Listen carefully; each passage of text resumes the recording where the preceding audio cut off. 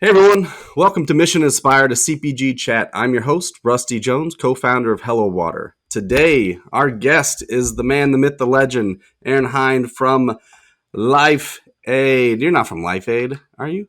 You're from Yeah, LifeAid? LifeAid. We'll go from I LifeAid. mean, most people know us by FitAid these days I know, because I that's said our LifeAid, and then I saw more awesome. the cans. I was like, Yeah. oh, I just said the wrong thing.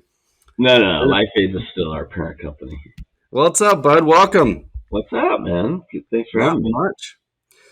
The beverage industry. So, how's that going? If you could tell our listeners a little bit about LifeAid, where you guys came from, what you're doing today, and all the good stuff in between. Yeah, man. I mean, we're I guess an 11-year overnight success. We've been around for over a decade now. Started really with no beverage experience whatsoever. I think when people ask, well, what motivated you to start a beverage company? It was really ignorance and passion. Because as you know, if we knew what we knew, we may not have ever gotten going. It's a challenging industry. It's a brutal industry, but it's also exciting, a lot of fun. We started direct to consumer only for the first 5 years of the company. So we were selling drinks online, D2C, before it was the cool thing to do, and really built out a pretty robust book of business with great margins, direct to consumer and direct to gym. And then slowly got pulled into retail. And now we're in about 30,000 accounts in the U.S. Nationwide with Whole Foods, Sprouts, Walmart, Vitamin Shop, several divisions of Kroger, most divisions of Safeway, HEB, Publix, etc. That's awesome. Congratulations. I love the sentiment of 11-year overnight success. You really hear that a lot with some of these brands that you're like, oh, where did they come from? And then you look back, oh, they've been at this for 11 years. So it's testament to what you and Orion are doing over there. So congrats. Let's jump into D2C a little bit. You seem to obviously have a lot of background on that, as that's what you started, and that it's become really prevalent as a business pillar to most CPG brands today. How has it changed from when you guys started? And it was probably just easier delivery system or point of purchase or trial than it is today. It's become a lot more data driven and owning customers and stuff like that. What can you share about D2C then and now? Yeah, the biggest changes are, back then it was really the Wild West. So customer acquisition costs were extremely reasonable. I mean, we used to acquire, a new customer for like $15 and a new gym for $20, and a gym would produce $2,500 a year. So the math worked out really well. Customers, lifetime value $450. So the math in the early days was great, and that was fueled by the growth of Instagram. So Instagram was very new, and being able to market on Instagram, use influencers, that type of thing. The game has completely changed today. I mean, customer acquisition costs have gone through the roof. A lot of that's due to changes with between Apple and Facebook and privacy and that type of thing. Now there's a lot more people competing in the same space online for D2C, so it's really the game has changed. You find yourself doing more things like TikTok advertising that don't have a direct ROI associated with them, but potentially are great for quote unquote brand building, which can come around full circle or help in retail.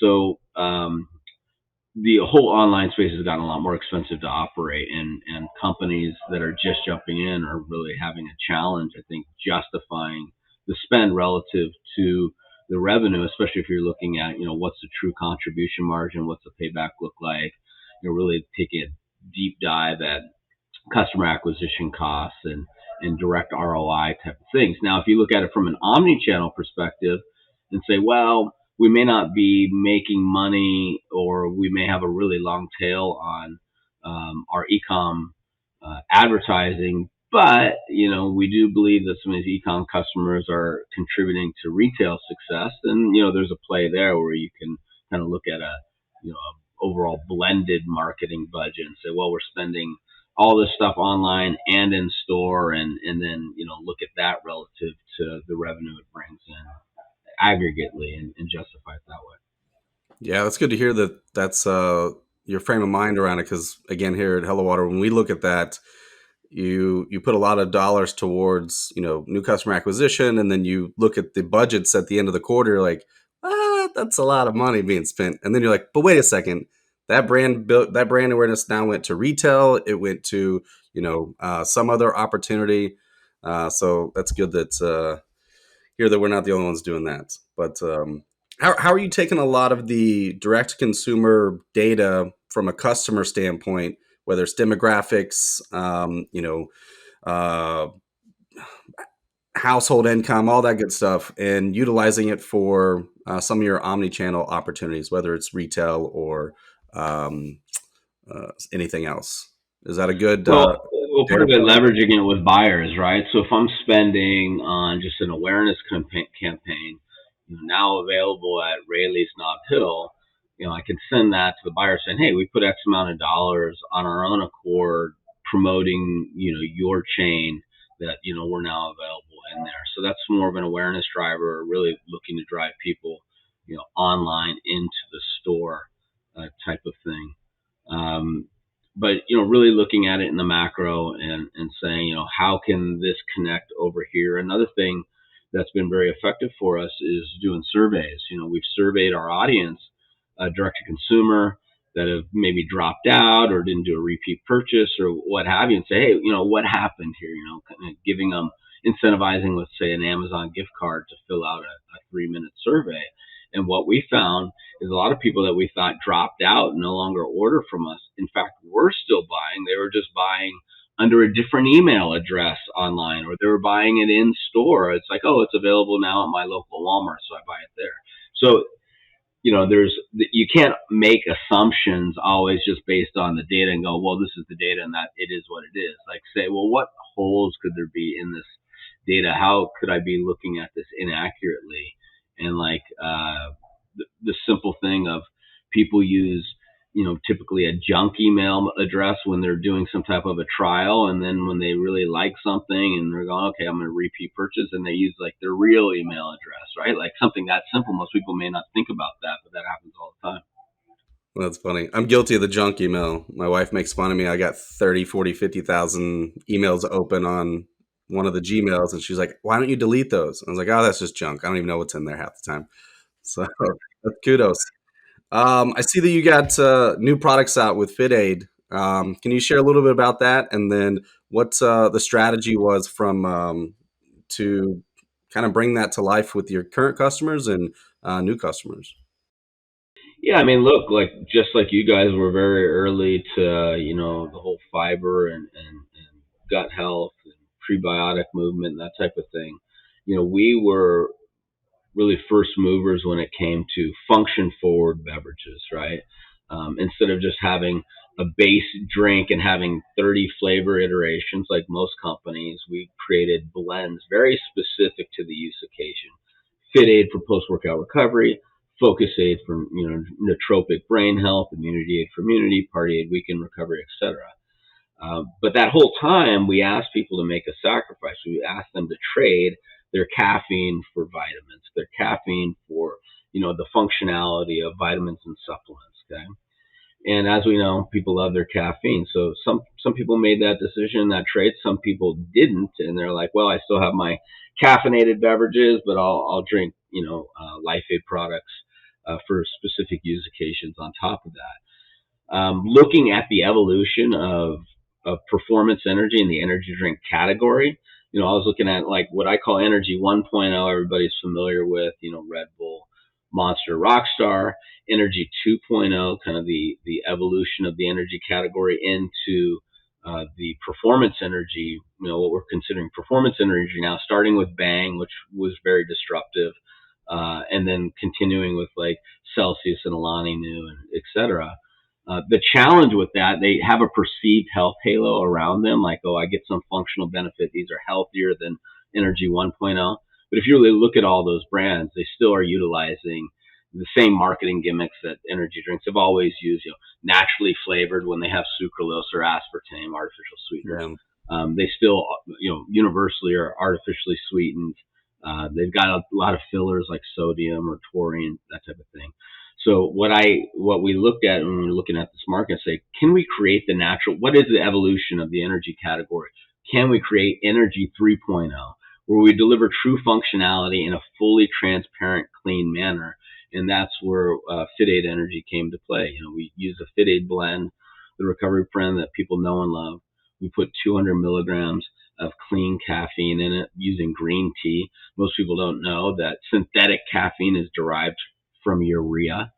So we use clean caffeine from green tea, and we brought the calorie count down to 15 calories per can, so virtually, no calories, and kept it completely natural with the sweetener. So super excited. We had great success. We did almost $250,000 in the first 24 hours just in online sales, direct to consumer only. People had never even tried the product before, but really were, resonate with the brand and knew that if we were going to put something out, it was going to be quality. That's awesome. Congrats on the launch. That's Yeah, thank you. again, I think with new products and innovation, D2C has just become such a yeah, I guess a lifesaver because you don't have to go through the whole process in retail, whether it's slotting or it takes a year to get new innovation to shelves. So that's been a key driver for us to continue to innovate because 5 years ago we are like, all right, we got to stick with this because these shelves are the only place that we're selling it right now. So I like that business pillar. Yeah, Uh, getting feedback from the customers, early feedback, getting early sales, like, make your mistakes off Broadway. You'd hate to roll something out chain wide, nationwide with Walmart and go, oh God, that wasn't the right skewer, that wasn't the right flavor or pack size or what have Absolutely. One thing I wanted to talk to you about, you and I are in similar positions. We both have a co-founder. I know a lot of entrepreneurs out there that are solopreneurs and maybe have some type of family business going on. But you and I basically got married to some friends or some guys that maybe we did or didn't know. What are some things that I know that we've had investors share their thoughts on why they enjoy partnering with co-founders. What are some of the things that you can share with our listeners about your relationship and how you two go about just the business and conquering the beverage space together? you. Yeah, well, you mentioned, you got married to your friend or stranger, but that's the reality. I mean, you are getting married. A lot of times you're spending, more time with this individual than you do with your own spouse. So it's an accurate analogy, the marriage aspect of it. But look, business partnerships are the probably the pillar that makes or breaks a company. I mean, if it's if there's not good communication, communication's poor. If it's very ego driven, then it's predictable that is going to fall apart quickly. And even if you can survive some tough times, it's not going to survive. It's not going to have longevity, and the business will eventually crumble. If you really come from a place of, hey, I've got my unique abilities, my partner has unique abilities. Let's recognize what those are and support each other. That certain things are in their wheelhouse, certain things are in my wheelhouse. That doesn't mean we don't collaborate on all of it and come in alignment, but knowing what our unique abilities are, being supportive with each other, really working to keep the ego checked, and knowing that ultimately we want what's best for the business, and if we have disagreements, it's coming from that perspective to get the best outcome for the business, not based on, well, I just want to be right for the sake of being right. And those have been some real keys for us over the years, and we've been friends through the whole thing. I mean, we were just hanging out, having a barbecue at Orion's house yesterday. Our wives are best friends, our daughters are best friends. So That's awesome. we live, eat, breathe everything, life aid for sure. That's awesome. Great advice. Great advice. I don't want to take up too much of your time, but again, just any nuggets or any words of wisdom or anything that you failed epically at, but maybe failed forward that you can share that's maybe somebody won't do when they're trying to create the next better for you product or the next generation something. Yeah, I mean, as a founder, you need to stay in the weeds. As you get bigger in scale, it's natural to start, giving different people on the team more and more responsibility, right? But if you take your pulse off of things and don't get in and do store checks as a founder, or hop into key buyer meetings, or making sure that your broker network's being held accountable. It's things People are never going to keep the expectation level as high as you will, and things will start to slip. It's kind of is it Danny Stepper, I think, wrote a book, Setting the Table, I believe it's called, or something like that.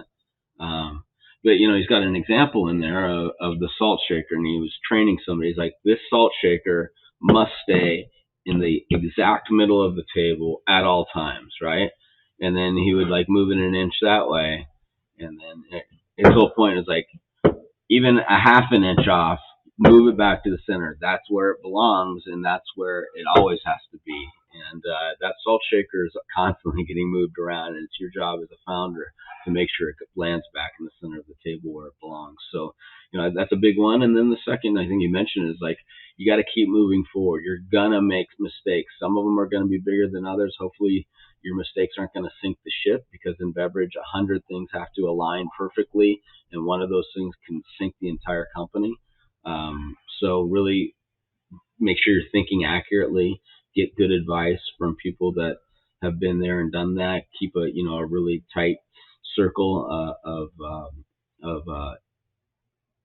people that you can go to at any given time, day or night, and say, hey, does this pass a smell test with you? Because sometimes inaccurate thinking about something, and I'm sure you've seen pitch decks from other companies, and I'm like, oh, that looks good. That looks good. Oh, God, completely inaccurate on this assumption, right? And, Right. and so avoiding inaccurate thinking that will sink the ship is massive. And you just got to keep moving forward when you do make mistakes. I like it. I'll add a little bit of that sentiment is something we've definitely learned is just the envy that you might see or feel from the success of the brands or the products that are in or around you is a good thing. It took us a minute to kind of realize that, because if these younger brands continue to grow and continue to do great things, then there's room for more of us. Because then the bigger companies and bigger legacy brands, they realize that, hey, or at least the retailers and customers are looking for, hey, there's more to come. There's more out there than what we've just been living with. So that's great advice. Aaron, thank you so much. I appreciate your time. Obviously, I'm a big fan of what you and Ryan got going on. So save some shelf space out there for Hello Water. Let us know if we can help you in any way. Any where can listeners reach out to you if they've got any questions, not only about LifeAid, but just maybe entrepreneurship in general? And then where can they find LifeAid today? Yeah, for me, it's simple. It's just my name, Aaron Hinde, Hinde. Instagram or LinkedIn are usually best. For the brand, LifeAid, AID, LifeAidBevco.com, or your local gym or retailer. It's awesome. All right. I appreciate it. Thanks, Give the brother. best to my family. We'll see you out there. This has been a mission inspired podcast, a CPG chat. Enjoy the day. Thanks.